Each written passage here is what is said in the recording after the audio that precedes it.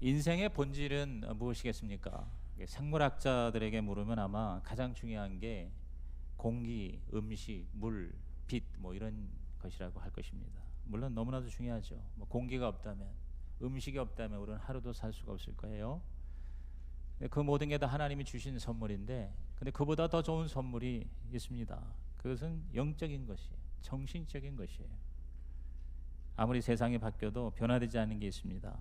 가장 필요한 거, 저는 이번 이 추수감사절 맞이해서 하나님 앞에 정말 감사한 거, 하나님이 주신 선물 5가지를 여러분들하고 함께 다시 한번 감사하길 원합니다. 첫째가 살아갈 힘을 주신 하나님. 한번 따라합시다. 힘을 주신 하나님 감사합니다. 그렇습니다. 인생을 사는 데서는 힘이 필요하죠. 육체에도 힘이 필요하잖아요. 병을 이길 수 있는 힘이 있어야 됩니다. 그런데 그보다 더 중요한 게 뭐냐? 마음의 힘이에요. 정서적인 그런 정신적인 힘이 필요하죠. 왜? 너무 삶이 힘들어요. 스트레스가 많아요. 요새 힘들다는 사람들이 많아요. 힘이 없다 뭐 이런 말 하지 않습니까? 더 잘 살고 싶은데 그게 안 되는 거예요. 심지어는 일하고 싶은데 일이 없는 거예요. 아마 가장 힘든 사람이 그런 사람일 것 같아요. 내가 열심히 일하고 싶은데 나에게 직장이 없고 일거리가 없어서 그래서 살아갈 힘이 없는 사람들, 얼마나 정말 절망적일까 하는 생각합니다. 이 취업 문제 벌써 이미 10년 전에 그런 얘기 있잖아요. 38선이 뭐예요? 38세도 선선히 퇴직을 준비해야 된다. 4호정이 뭐예요? 뭐 이미 다 알고 있죠. 45세의 정년 퇴직한다. 5, 6도가 뭡니까? 56세까지 직장에 남아있으면 도둑이다. 그런 얘기죠. 또 뭐 벌써 몇 년 전에 2900이 20대의 90%가 백수다. 그래서 2900이고, 또 십장생이라는 말까지 등장했잖아요. 십장생이 뭐예요? 10대도 장차 백수 될 것을 생각해야 된다. 그래서 십장생. 참 비극적인 절망적인 그런 말이죠. 최근에 이 청년 실업 스카이 대학을 나와도 지금 직장을 얻지 못하는 청년들이 얼마나 많은지, 최근에 그 실업률 조사를 다시 좀 정직하게 했더니 거의 2배가 되더라는 겁니다. 10%가 넘는 지금 그런 위기 상황이 우리 가운데 있습니다. 가장 큰 절망은 그런 것 같아요. 진정한 힘과 능력을 이 세상에서는 얻을 수 없다는 거예요. 아무리 뭐 정치를 잘하고 아무리 세상이 좋아져도 진정한 힘은, 진정한 삶을 살아갈 수 있는 능력은 이 세상에서 얻을 수 없다는 겁니다. 오직 하나님에게서 얻을 수 있는 거예요. 힘의 원천은 바로 하나님이에요. 모든 힘, 뭐 우리 육체의 힘, 정신의 힘, 뭐 세상에 있는 권력, 파워, 이 모든 것은 사실은 그것은 하나님으로부터 나옵니다. 왜냐하면 하나님이 바로 힘이에요. 하나님이 바로 능력이세요. 그래서 하나님을 가리켜서 뭐예요? 능력의 하나님, 전능한 하나님, 힘이 바로 하나님으로부터 나오는 거예요.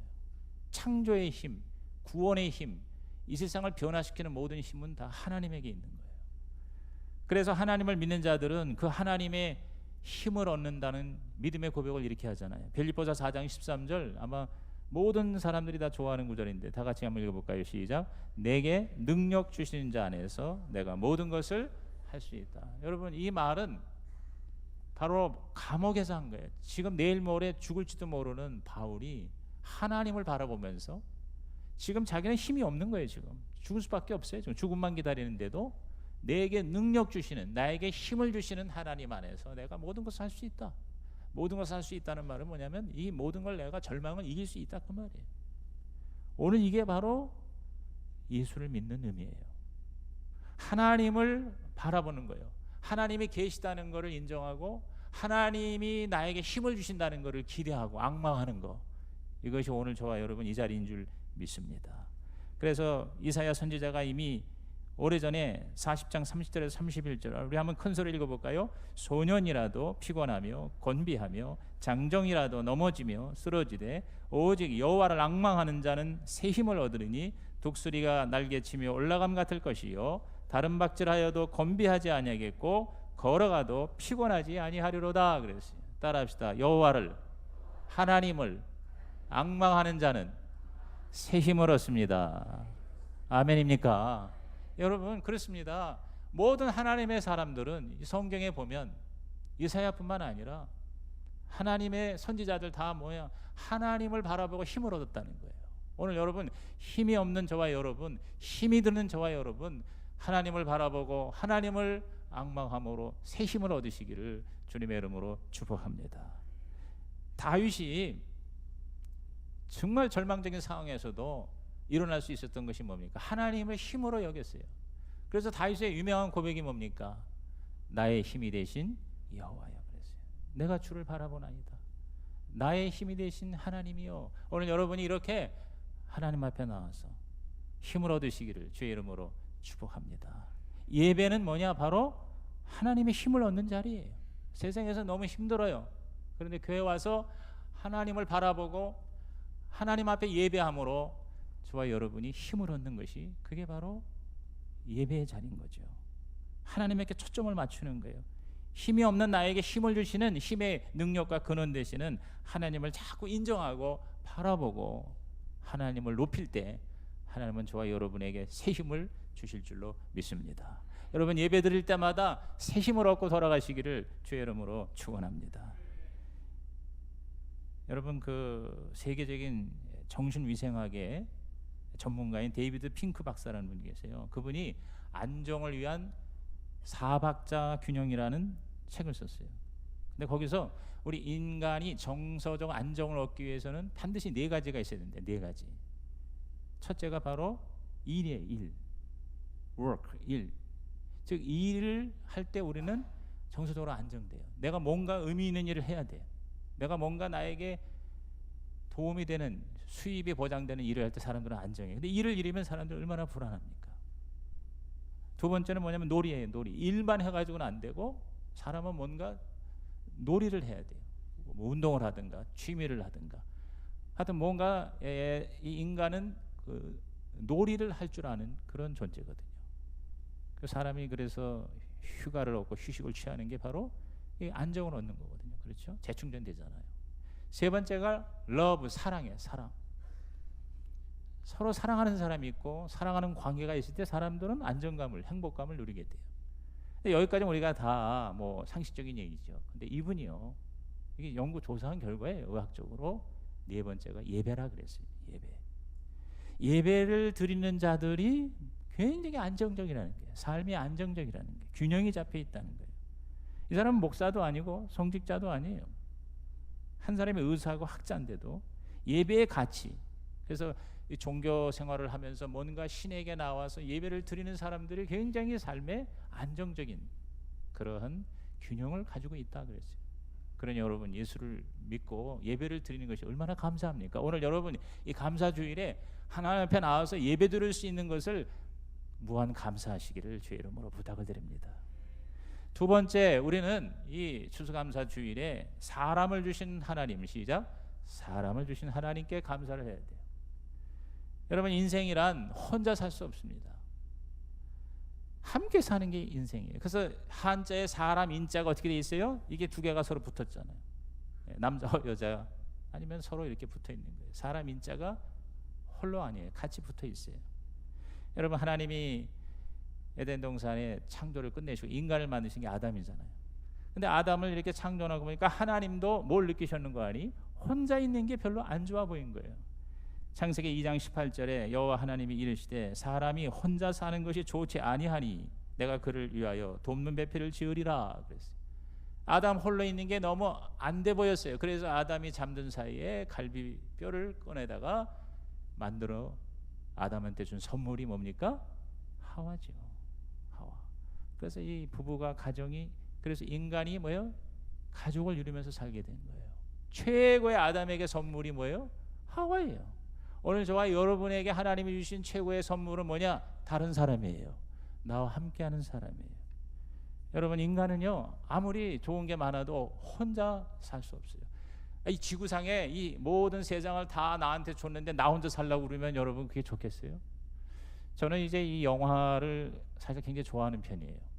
그런데 아주 좋은 영화만 봅니다. 제가 제일 좋아하는 넘버원은 사운드 오브 뮤직. 사운드 오브 뮤직을 나는 수십 번도 봤을 거예요. 그처럼 좋은 영화는 없다고 생각해. 그 다음에 또 이제 좋은 영화들이 있는데 그 중에 내가 손꼽는 게 뭐냐면 Cast Away라는 영화가 있어요. 보신 분 한번 손 들어보세요. Cast Away 참 좋은 영화입니다. 톰 행크스가 주인공으로 나오는 얘기지. 비행기를 타고 가다가 추락을 해서 떨어져 다 죽었어요. 이 주인공만 살아서 가까스로 무인도에 도착을 하죠. 거기서 이제 서바이벌 생존을 하는 거예요. 막 부싯돌로 불을 지피고 작살로 생선을 잡고 과일을 따먹고 동굴에 들어가서 말 그대로 원시인의 삶을 삽니다. 5년을 삽니다. 그게 실화를 바탕으로 만든 영화래요. 5년 동안 무인도에서 이 주인공이 톰 행크스가 거기서 살아요. 그게 이제 살만해요. 먹을만해요. 견딜만해요. 그런데 미치도록 견디기 어려운 게 뭐냐면 자기 혼자라는 거예요. 그래서 그 비행기에서 같이 떨어진 물건 중에 배구공이 하나 있었어요. 배구공. 그래서 그 배구공을 사람으로 만들었어. 거기다가 이렇게 눈, 코, 입을 그리고 파인애플 그거를 머리에다 갖다 얹어서 이거는 머리털이야. 그리고 이름을 헨리라고 정하고 그 헨리하고 배구공하고 계속 굿모닝 아침에 일어났어. 밤에 잘 때 잘 자라고. 근데 계속 혼자 얘기하지 이 배구공은 헨리는 말을 안 해서 어느 날 화가 나서 발로 뻥 차버렸어요. 그랬더니 바닷가로 떨어졌어. 그래 퍼뜩 정신이 나가지고 막 뛰어가서 그 배구공을 다시 건져와가지고 막 미안하다고. 내가 너를 발로 차서 미안하다. 너 없으면 나는 못 살아. 그러면서 그 배구공하고 5년을 견디는 거예요. 나중에 기적적으로 지나가는 유조선인가 화물선에 의해서 이 톰 행크스가 이제 구출을 받아요. 집에 와가지고 탁 불을 켜니까 불이 들어오고 수돗물을 트니까 물이 나오고 눈물을 흘리는 거야. 이것이 얼마나 감사한가. 그리고 자기 가족이 얼마나 감사한가. 오늘 하나님의 좋아 이루신 최고의 선물은 바로 사람인 것입니다. 여러분의 배우자, 여러분의 가족, 여러분 같이 함께 사는 사람들, 교우들, 직장에서의 동료들. 저 김집사 저거 내가 미워 저거 왜 또 나왔어? 여러분 그럴 수 없습니다. 왜? 그 김집사가 여러분 천국에까지 영원히 같이 살 사람입니다. 가족이에요. 사람과의 이 교제가 worship 예배뿐만 아니라 fellowship 교제가 우리에게 필요한 거죠. 근데 여러분 성경은 이것을 얼마나 강조하는지 전도서 4장 9절에서 10절 보십시오. 두 사람이 한 사람보다 나으면 그들이 수고함으로 좋은 상을 얻을 것입니다. 혹시 그들이 넘어지면 하나가 그 동물을 붙들어 일으키려니와 홀로 있어 넘어지고 붙들어 일으킬 자가 없는 자에게는 화가 있으리라 그랬어요. 내가 인생의 삶에서 넘어질 때 나를 붙들어 일으켜줄 수 있는 동무가 있어야 된다 그 말이에요. 오늘 여러분에게 그러한 친구, 그러한 동무, 그러한 여러분의 배우자 감사하시기를 주의 이름으로 축복합니다. 교회야말로 바로 이러한 펠로우십이 이러한 좋은 나의 친구가 동료가 서로 도와주고 격려하고 섬길 수 있는 최고의 자리가 바로 교회예요. 영적인 가족이에요. 그래서 성경은 히브리서 10장 25절에 모이기를 피하는 어떤 사람들의 습관과 같이 하지 말고 오직 권하여 그날이 가까운 볼수록 더욱 그리하자 그랬어요. 나 혼자 예배 잘 드리면 되지 그게 아니에요. 집에서 텔레비로 예배 드리는 사람이 있어요. 극동방송 설교 듣고 하나님하고 교통하는 사람이 있어요. 미국에도 그런 신자가 2천만 명이 넘어요. 그걸 일렉트릭 크리스찬이라고 그래요. 전파 신자라고 그래요. 일렉트릭 크리스찬. 그분들을 꼭 나쁘다고 볼 수는 없어요. 굉장히 신실해요. 말씀을 듣고 그 다음에 체크를 쓰고 그 설교한 목사님이나 그 단체에다가 11조를 드리고 헌금을 보내요. 어마어마한 액수입니다. 굉장히 착하게 선하게 잘 삽니다. 그러나 여러분 그것은 반쪽이에요. 온전한 신앙은 뭐냐? 만남과 나눔이 있어야 돼요. 미팅이라는 게 그거예요. 미트라는 영어 단어는 만난다는 의미도 있지만 서로 채운다는 의미가 있어요. 나의 필요를 채우는 것이 바로 만남인 것입니다. 그러면 여러분이 교회에 와서 예배를 드리고 함께 하나님만 사랑할 뿐만 아니라 다른 사람들을 사랑하는 자리가 있다는 것이 여러분 얼마나 큰 축복인지 몰라요. 그것이 하나님의 선물인 것입니다. 인생이란 만남입니다. 여러분 자전거도 혼자 타는 게 아니라 같이 타야 훨씬 더 재밌어요. 운동도 그래요. 그냥 자기 혼자 전투적으로 헬스에서 혼자 운동하는 사람 it's okay, 좋아요. 그러나 이왕이면 같이 함께하는 그것이 바로 하나님의 선물이다. 여기에 대해서 여러분은 귀하게 여기고 감사하는 자가 되기를 주님의 이름으로 축복합니다. 친구라는 시가 있습니다. 부를 때마다 내 가슴에서 비열이 되는 이름. 존재 자체로 내게 기쁨을 주는 친구야. 오늘은 산숲의 아침 향기를 뿜어내며 뚜벅뚜벅 걸어와서 내 안에 한 그루 나무로 서는 그리운 친구야. 때로는 저녁 노을 안고 조용히 흘러가는 강으로 내 안에 들어와서 나의 메마름을 적셔주는 친구야. 어쩌다 가끔은 할 말을 감추어둔 한 줄기 바람이 되어 내 안에서 기침을 계속하는 보고 싶은 친구야. 오늘 여러분 이러한 영혼의 친구가 기도해 주시는 친구가 있기를 주님의 이름으로 축원합니다. 세 번째, 우리는 삶의 원리를 주신 하나님, 시작, 원리를 주신 하나님 감사해야 될 것입니다. 여러분, 삶에는 그냥 아무렇게나 사는 게 아니라 그 삶에 원리가 있습니다. 법칙이 있습니다. 여러분, 자연도 자연의 법칙이 있지 않습니까? 마찬가지로 우리 인생에도 법칙이 있는 겁니다. 규범이 있는 거예요. 하나님께서 이 세상을 창조하시고 인간을 만드셔서 인간이 어떻게 살아가야 가장 좋은 삶인가를 정하신 뜻이 있어요. 그 뜻을 내가 하나님으로부터 받았다는 그것이 얼마나 감사한 일인지 모르는 거예요. 여러분, 어떤 전자제품을 하나 사도 그것을 제대로 다 우리가 활용하고 쓰려면 매뉴얼이 있어요. 매뉴얼. 그 매뉴얼을 우리가 익혀야 돼요. 그걸 따라서 우리가 그 전자제품을 활용을 해야 돼요. 그러지 않으면요, 망가지고 고장나고 제대로 못 쓰는 거예요. 사실 우리 지금 웬만한 컴퓨터라든가 또 하다못해 스마트폰 같은 거 보면은요, 그 안에 있는 모든 기능에 우리가 10%도 못 써요. 왜? 그걸 모르니까. 그 원리를 모르는 거예요. 어떻게 써야 하는 것을 우리가 모르는 거예요. 인생도 마찬가지라는 거죠. 이 인생을 우리를 만드신 하나님께서 어떻게 살면은 가장 좋은 인생인가를 보여주셨는데 그걸 모르거나 그걸 무시하면 우리 인생이 고장난다 그 말이에요. 그리고 제대로 못 산다 그 말이죠. 그래서 시편 119편 19절에 다윗이 이런 말을 했습니다. 나는 땅에서 나그네가 되었사오니 주의 계명들을 내게 숨기지 마소서 그랬어요. 주의 계명, 하나님의 말씀에, 그렇죠? 법이 있는 거예요. 법. 여러분, 세상도 법대로 가야 세상이 좋은 세상이 되잖아요.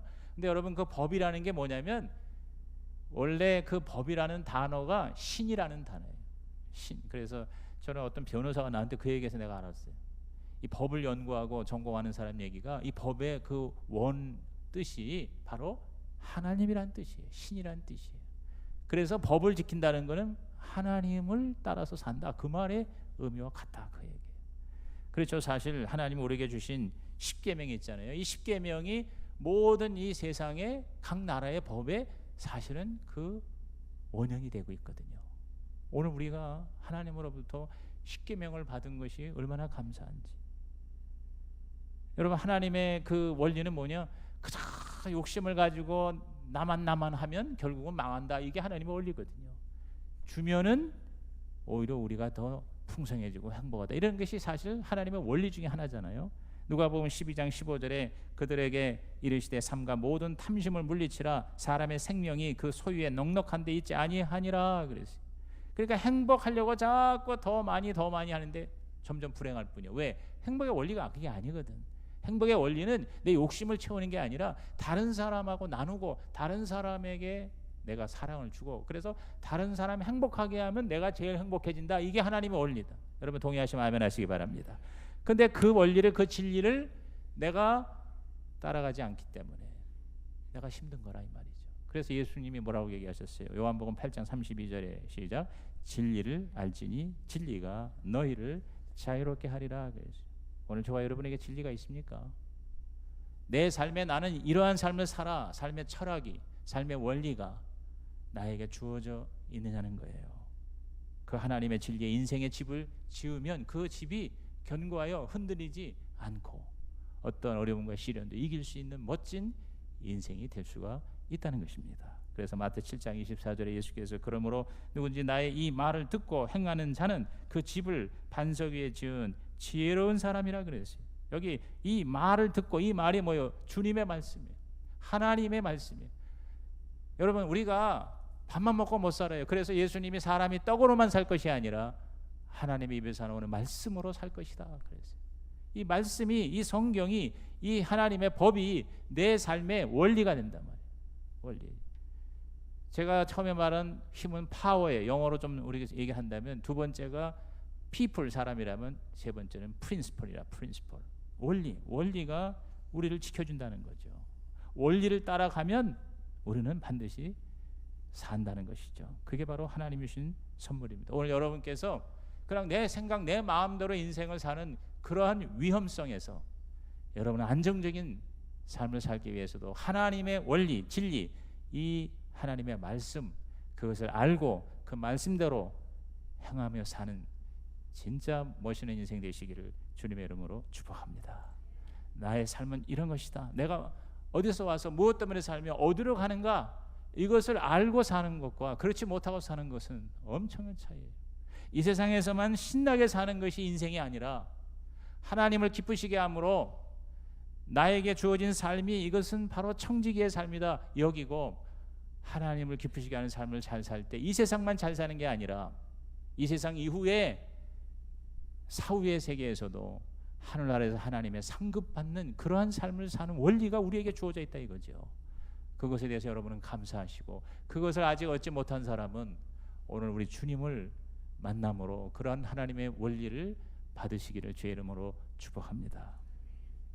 네 번째, 우리들은 우리에게 일을 주신 하나님, 시작, 일을 주신 하나님을 우리는 감사해야 돼요. 할 일을 주셨어요. 여러분, 인생은 그냥 되는 대로 굴러가는 우연이 아니에요. 하나님은 우리에게 어떻게 살 것을 하나님은 원리를 주셨죠. 그 원리를 기초로 해서 내가 이러한 일을 하면서 살아야지 하는 플랜, 즉 계획을 하게끔 하셨어요. 그래서 인생은 그런 계획된 과정인 것이죠. 내가 이렇게 살아야지, 이렇게 해야지라고 내가 생각하는 그 일을 열심히 하면서 사는 것이죠. 아까 제가 서두에 일이 없을 때 우리가 너무너무 정말 비참하다고 그랬는데, 여러분에게 일이 있다는 걸 감사하세요. 꼭 돈 버는 일만이 아니에요. 내가 누구를 섬기는 그 일이 있을 때, 교회에서 여러분이 매일 나와서 일하는 사람들, 여러분 무한 감사하시기를 바랍니다. 에베소서 2장 10절에 우리는 그의 만드신 바라 그리스도 예수 안에서 선한 일을 위하여 지으심을 받은 자니 이 일은 하나님이 전에 예비하사 우리로 그 가운데에서 행하게 하려 하심이라 그랬어요. 저와 여러분이요, 우리가 예수를 믿는다는 것은, 신앙생활 한다는 것은 뭐냐면 진짜 일을 내가 발견하는 거예요. 그리고 지금까지 내가 하던 그 일이 의미가 달라지는 거예요. 예수 믿는다고 다 뭐 직장 때려주고 그저 교회만 살라, 그게 아닙니다. 자기 하던 일을 계속 하는 거예요. 선생님 하는 사람은 선생님 일을 계속하고, 장사하는 사람은 장사하는 일을 계속 하는데, 여러분 놀랍게도 그 일의 의미가 달라진다 그 말이에요. 그래서 따라합시다. 예수 안에서 선하는 일을 위하여 지으심을 받은 자, 그게 우리의 정체가 되는 거예요. 정체성이 바뀌는 거예요. 예수 안에서 선한 일을 위하여 지으심을 받은 자, 그건 하나님이 우리에게 예비하신 건데 그걸 우리가 열심히 하면서 살게 돼 있다. 일은 바로 섬김이에요. 섬김. 우리가 일한다는 것은 하나님을 섬기고 사람을 섬기는 거예요. 어떠한 일이든지. 그럴 때 그게 진짜 일이 되는 거죠. 그래서 요새 기업도요, 그저 돈만 많이 버는 기업이 아니라, 기업이라고 하는 진정한 본질은 섬김이라 이 말이에요. 섬김. 그 고용된 직원들을 오너는 섬기는 거예요. 직원은 또 오너를, CEO를 또 섬기는 거예요. 먹고 살게 해주는 거예요. 그리고 또 제품을 만들어서 소비자들을 섬기는 거예요. 소비자들을 행복하게 하고, 그리고 더 나아가서 그 기업이 있으므로 사회와 국가가 힘을 얻게 하고 더 잘 살게 되는 것, 이것이 바로 뭐예요? 기업이다. 요새는 점점 좋은 기업일수록 그 기업의 어떤 이념과 목적과 가치가요, 서비스 개념으로 바뀌잖아요. 그래서 무슨 사회적 기업 이런 얘기들도 많이 나오고, 그냥 수단과 방법을 안 버리고 돈만 많이 벌어가지고 그 기업의 주인이 자기 배만 채우는 것을 우리는 결코 칭찬하지 않지 않습니까? 그러므로 우리가 어떤 일을 한다는 것은 바로 섬김이다. 그걸 하나님은 우리에게 주셨다. 이것을 하나님께 감사하는 저와 여러분 되시기를 주의 이름으로 축복합니다.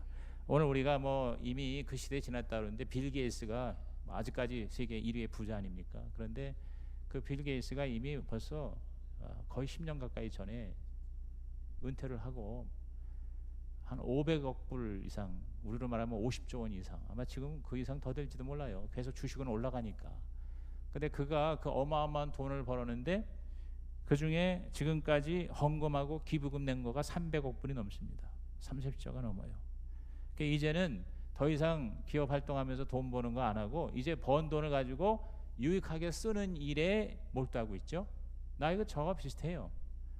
근데 제가 시애틀 갈 때마다 거기 보면은 이 빌 게이츠 재단이 있어요. 재단. 큰 건물이 있어요.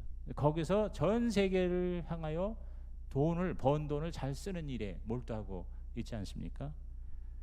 그의 재산의 95%를 다 사회에 환원하고 5%만 가지고 자기와 자기 자녀를 위해 쓰겠다 한 적이 벌써 오래전 얘기인데 지금 어떨는지 모르겠습니다만 계속해서 빌 게이츠는 모든 기업하는 사람의 표상이 되고 있어요. 근데 그가 그러한 삶을 살게 된 그 출발이 어디냐면 11살 때 그 어머니가 빌 게이츠에게 산상수훈을 암송시켰어요. 산상수 마태오 5장, 6장, 7장. 그 중에 한 구절이 이 빌 게이츠에게 꽂힌 거예요. 그게 바로 누가복음 6장 38절이었어요. 주라 그리하면 너희에게 줄 것이니 곧 후히 되어 누르고 흔들어 넘치도록 하여 너희에게 안겨주리라. 너희의 헤아리는 그 헤아림으로 너희도 헤아림을 도로 받을 것이니라. 그래서 그의 소원이 뭐였었어요? 모든 세상의 개개인마다 바로 컴퓨터를 한 대씩 가지게 해서 전 세계 글로벌리 서로 주고받을 수 있게 하는 것이 그의 꿈이었지 않습니까? 그의 꿈이 좀 이루어지고 있지 않습니까? 오늘 우리가 하나님 나에게 주신 이 일에 대해서 긍정적인 마인드를 가지고 기쁘고 즐겁게 열심히 살아가며 감사하는 저와 여러분의 자화생이 되기를 주님의 이름으로 축복합니다. 마지막 5번째, 우리는 사명을 주신 하나님, 시작. 사명을 주신 하나님께 감사해야 돼요. 목적, 사명, 그것이 확실한 인생이 진짜 인생이라는 것이죠. 능력, 사람, 원리, 그리고 계획과 일, 이거와 함께 우리들은요 분명한 목적의식을 가지고 살아야 돼요. 그래서 그런 말 있잖아요. 인생은 속도가 아니라 방향이라 하는 말이 있어요. 보다 빨리 그냥 부산을 간다고 갔는데 내리고 보니까 목포요. 얼마나 이게 허망합니까?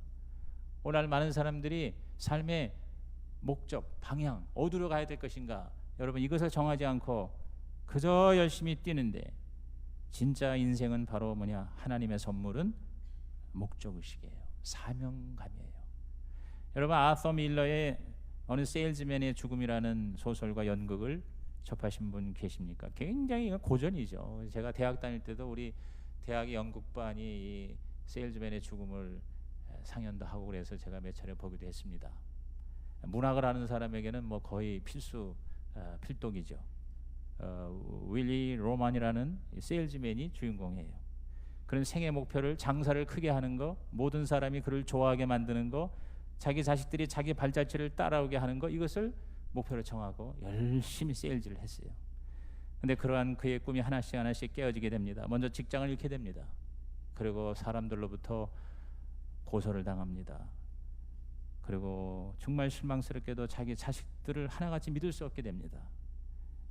이 윌리는 마침내 실망에 빠져서 자살을 합니다. 이 희곡은 그의 무덤가에서 아들이 하는 말로 끝납니다.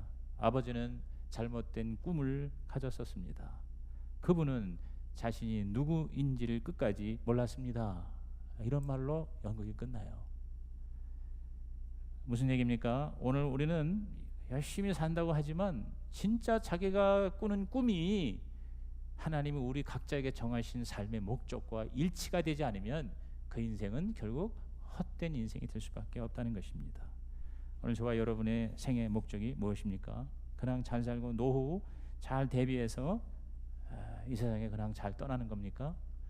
여러분, 분명한 삶의 목적과 사명이 저와 여러분, 기업을 하면 기업을 하는 목적이 있고, 내가 어떤 일을 할 때 그 일을 하는 분명한 하나님의 뜻이 저와 여러분을 끝까지 끌고 가시기를 주님의 이름으로 축복합니다. 우리 초기 한국교회 역사에 헤론이라는 의사가 있었어요. 이 헤론은 테네시 의과대학이 생긴 이래 가장 우수한 성적을 올린 수재로서 그 대학의 교수로서 초빙을 받았는데, 그는 교수란 되려는 요청을 거부하고 한국의 선교사로 자원을 했습니다. 한국 선교사로 사실상 처음 임명을 받은 사람이었습니다. 여러분, 그 유명한 언더우드보다 2달 늦게 1885년 6월에 이 조선 땅에 들어왔어요. 그래서 여러분 아마 그 학교에서 공부했지만 그 제중원이라고 있어요. 알렌 그 의료 선교사가 세운 재중원, 거기서 함께 일을 하다가 알렌이 물러난 후에 2대 재중원 원장으로 일하면서 밤낮없이 헌신했습니다. 한국에 온 지 5년 뒤인 1890년 여름에 조선 땅에 각종 전염병이 창궐해서 수많은 사람이 죽어나갔어요. 다른 선교사들은 남한산성의 휴양지에서 임시 거주하고 쉬고 있었는데, 이 헤론 박사는 폭염 속에서도 서울까지의 먼 거리를 드나들면서 환자들을 치료해 주는 일을 게을리하지 않았습니다. 결국 더위와 과로에 지쳐서 이질에 걸렸어요. 3주간을 앓다가 그해 7월 16일 이 역말리 낯선 땅에서 젊은 아내와 2딸을 남겨놓고 죽고 말았습니다. 그의 짧은 생을 이 선교지 한국에서 마쳤습니다. 그의 시신은 지금 저 서울 한강변의 양화진에 최초로 묻혀서 자신의 생을 밑거름으로 성장하는 한국계의 모습을 지켜보고 있습니다. 이번 24일 날 우리 구역장 성지순례 강원도로 가는데, 가는 길 혹은 오는 길에 이 양화진에 들릴 것입니다. 그래서 저는 이 헤론 박사의 무덤을 찾아가고 싶어요. 지난번 우리 성지순례 국내 성지순례 때 애양원에 갔었죠. 그 애양원에서도 그 초기에 그 모든 사람들이 다 배척했던 한센병, 그 나병 환자들 위해서 그 명문 에머리 대학에서 수석으로 졸업했던 그 윌슨 박사라고 하는 청년이 20대 의사로 우리 한국 땅에 왔어요. 그래서 수많은 그 나병 환자들을 고치고 이 땅에서 생을 마감했어요. 그의 자식들 4명이 다 의사가 됐고, 그의 자식의 자식들이 또 의사가 됐어요. 그래서 계속해서 아버지와 할아버지를 이어서 이 땅에서 선교사 생활을 했습니다. 나중에 그 가족들이 애양원에 다 모였어요. 한 60-70명이 모여가지고 사진을 찍은 것을 제가 보고 왔는데, 이러한 사명자들이 있기에 여러분 이 세상이 바로 뭐예요? 하나님의 나라가 되고 있는 것이죠. 우리는 거창한 뭐 그런 삶을 안 살더라도 저와 여러분이 정말 각자에게 주어진 그 독특한 하나님이 주신 사명, 여기에 집중하고 여기에 충실하여 나중에 하나님 앞에 예수님처럼 다 이루었습니다라고 고백할 때 잘했던 착하고 충성된 종아 하고 하나님께서 인정해 주시고 격려해 주시고 상급 주시는 인생이 되기를 주의 이름으로 축복합니다. 사도행전 20장 24절에 바울이 말한 말이 우리의 고백이 됐으면 좋겠습니다. 다 같이 읽습니다. 내가 달려갈 길과 주 예수께 받은 사명 곧 하나님의 은혜의 복음을 증언하는 일을 마치려 하면은 나의 생명조차 조금 더 귀한 것으로 여기지 아니하노라. 여러분 예수를 믿는다는 게 이거예요. 이 5가지예요. 사명 마지막 발견하는 거예요. 그래서 마지막으로 우리 마태 6장 33절 읽어봅니다. 너희는 먼저 그의 나라와 그의 의를 구하라. 그래야만 이 모든 것을 너희에게 더하시리라 그랬어요. 오늘 하나님께서 저와 여러분에 주신 이 사명 끝까지 포기하지 말고 초점을 맞추고 최선을 다하여 더 하나님께 감사하는 인생으로 마무리가 되기를 주님의 이름으로 축복합니다. 기도하시겠습니다. 하나님